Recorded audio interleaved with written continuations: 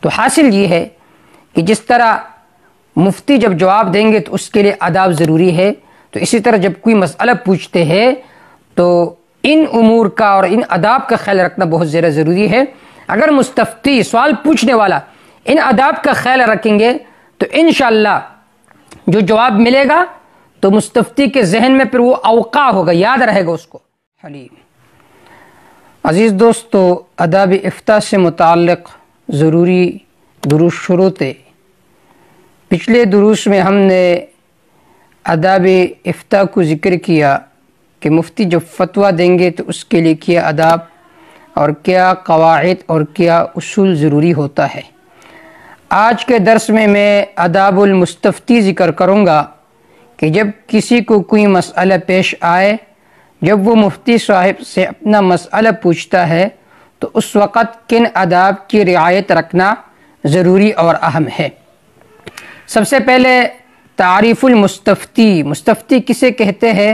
هو الذي لم يبلغ درجة المفتي فهو فيما يسأل عن الأحكام الشرعية مستفت ومقلد المفتی، کہ مستفتی اس کو کہتے ہیں کہ جو مفتی کے درجے تک نہ پہنچا ہو اور وہ احکام شرعیہ سے متعلق کسی مفتی سے پوچھے تو اس معنی میں وہ مقلد المفتی، یہ مفتی کا مقلد ہوتا ہے۔ حکم المستفتی، مستفتی کا حکم کیا ہے؟ جب مستفتی پر ایسا حادثہ نازل ہو جائے کہ جس کا حکم معلوم کرنا اس پر لازم ہو تو ایسے معاملے میں اس پر استفتاء کرنا واجب ہے۔ تیسری بات آداب مستفتی، کہ جب مستفتی فتویٰ طلب کرتا ہے کسی مفتی سے تو کن آداب کی خیال رکھنا ضروری اور لازمی ہے۔ نمبر 1، مستفتی پر لازم ہے کہ خوب تتبع اور تلاش کر کے ماہرین فن اہل افتاء کو معلوم کرے اور انہی سے جا کر مسئلہ پوچھیے۔ نااہل سے مسئلہ پوچھنا جائز نہیں ہے کہ ہر کس و ناکس سے آپ مسئلہ پوچھتے ہیں، یہ جائز نہیں ہے۔ نمبر 2، بہتر یہ کہ مستفتی خود مفتی صاحب کے مجلس میں حاضر ہو جائے اور مسئلہ معلوم کرے۔ اگر خود جانا ممکن نہ ہو تو کسی ثقہ اور معتبر شخص کو بھیج دے، وہ مسئلہ معلوم کر لے اور پھر آ کر اس مستفتی کو وہ مسئلہ بتا دے۔ نمبر 3، مستفتی پر لازم ہے کہ جملہ معاملات سوال و جواب میں مفتی صاحب کی عظمت اور ادب اور احترام کا خیال رکھے۔ یہ نہ ہو کہ مسئلہ پوچھ رہا ہے اور پھر ساتھ ساتھ بے ادبی بھی کر رہا ہے، ایسا نہ ہو، سوئی ادب سے اپنے آپ کو بچائیے۔ نمبر 4، اگر سوال تحریر کی شکل میں ہو تو مستفتی پر چند امور کا خیال رکھنا لازمی اور ضروری ہوتا ہے۔ نمبر 1، کسی صاف ستھرے سفید اور بڑے کاغذ پر سوال لکھیے۔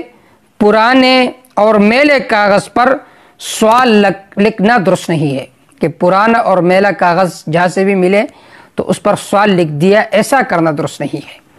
اس کی چند وجوہ ہے۔ ایک وجہ یہ ہے کہ اس میں حکم الہی اور افتاء کی عظمت کے خلاف ورزی ہے، جبکہ دنیاوی معاملات میں معمولی سفیر کے سامنے درخواست وغیرہ صاف صاف کاغذوں میں لکھ کر دیا جاتا ہے، حالانکہ علم دین کی عظمت اس سے زیادہ ادب اور احترام کا متقاضی ہے۔ اور دوسری وجہ یہ ہے کہ جب چھوٹے کاغذ پر آپ سوال لکھیں گے تو چھوٹے کاغذ پر جواب لکھنے پر مشکل ہو جاتا ہے اور مفتی صاحب کو جواب کے لیے کسی اور کاغذ کی انتظام کی زحمت اٹھانی پڑتی ہے، جو کہ خلاف ادب بات ہے۔ جبکہ بڑے کاغذ پر اگر آپ استفتاء لکھ کر دے تو اسی سوال نامے پر بلا تکلف جواب دیا جائے گا، جس سے تحریف اور دھوکہ دہی کے امکانات بالکل ختم ہو جاتے ہیں۔ اور تیسری وجہ یہ ہے کہ چھوٹا ادب، آداب المستفتی میں سے چھوٹا ادب کہ پرچہ کھول کر مفتی صاحب کے سامنے پیش کرے اور جیسے ہی وہ جواب لکھ لے تو کاغذ لپیٹنے سے پہلے وصول کرے، غرض یہ کہ پرچہ کھولنے اور بند کرنے کی زحمت مفتی صاحب کو نہ دے۔ آج کل جب مستفتی مسئلے پوچھتے ہیں تو ایسا بیٹھا ہوتا ہے کہ آپ سمجھے ہوں گے کہ یہ مفتی اور میں مستفتی ہو، ایسے تکبر کے ساتھ، اور ان امور کا تو بالکل خیال ہی نہیں ہے۔ اسی وجہ سے تو ہمارے دلوں سے جو شریعت کا وقت ہے، وہ عظمت ہے، وہ نکل جاتا ہے۔ کیوں؟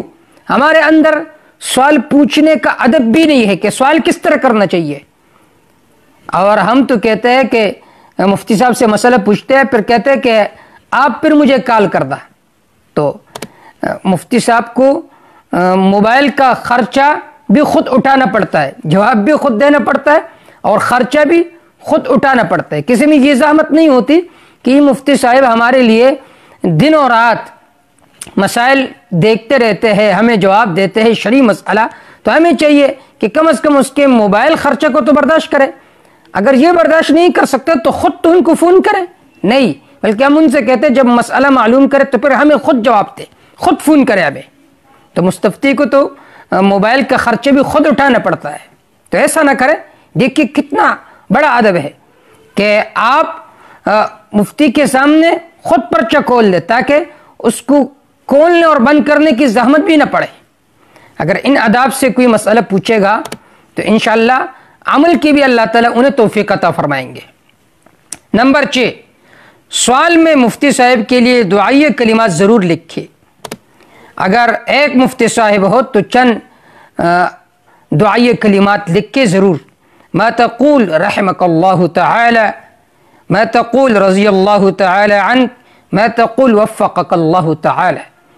ہمارے ہاں کیا ہوتا ہے، جب مسئلہ پوچھتے تو کہتے ہیں اس کا جواب دینا، دلیل لکھ کر دینا، اگر نہیں آتا تو کسی اور سے پوچھ لینا، اور ساتھ ساتھ گالیاں بھی ہوتی ہے، مستفتی ساتھ ساتھ گالیاں بھی دیتے ہیں، جبکہ ایسا نہیں کرنا چاہیے۔